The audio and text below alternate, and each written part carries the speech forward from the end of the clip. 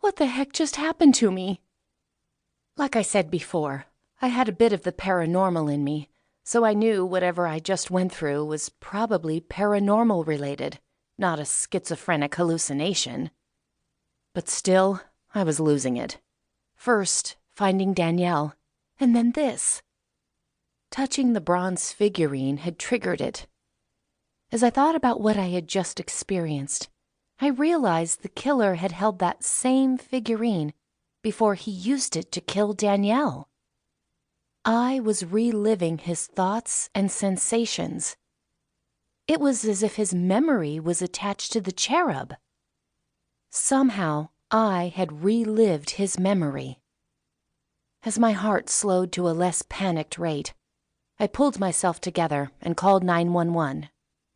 I told them I had found my friend dead and that the store appeared to have been robbed.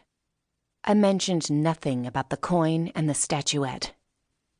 While I waited for the police to arrive, I stared at the angel, partly to avoid staring at Danielle. The cops would easily determine that the angel was the murder weapon. They would find my fingerprints, too, which wasn't good. I needed an alibi for last night, and they might not find the murderer's prints if he was wearing gloves. In fact, my sensations from his memory told me that was the case. The angel wasn't of much use to the cops, but it might be useful to me if I could learn some clues to his identity. I reached my hand toward it, then hesitated. I didn't want to go through that experience again. But the cops would be here any minute. I had to do this now.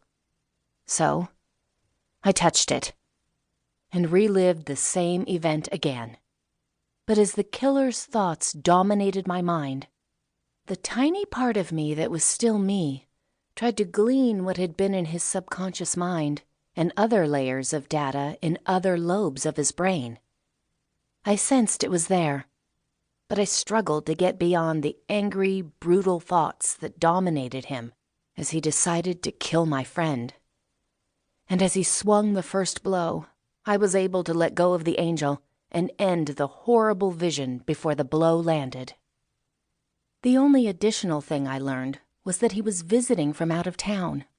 I needed more information, and I realized I would have to relive the murder of my friend to the bitter end, until this monster's physical contact with the bronze was completely finished. So I tried one more time, and it was gut-wrenching and nauseating at the same time. Until finally, he put the angel on the desk. Thoughts of how to get out of here unseen and how to clean up were already running through his mind. And thoughts of the route he would take to his hotel, with a quick flash of the image of the front of the building. His memories then switched off, and I could pull myself out of the trance. I had scored one small win. I recognized where he was staying. A cheap chain motel in an undesirable neighborhood a few miles from downtown, where the tourists with little money or no reservations spilled over. Flashing lights outside filled the window.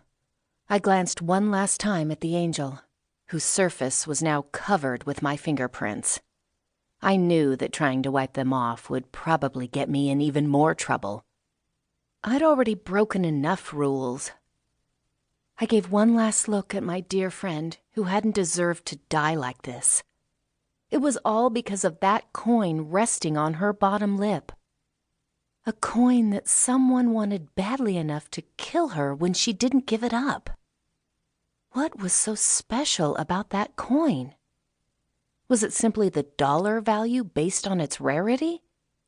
Or some other significance? I wondered if the coin would reveal to me any of its secrets.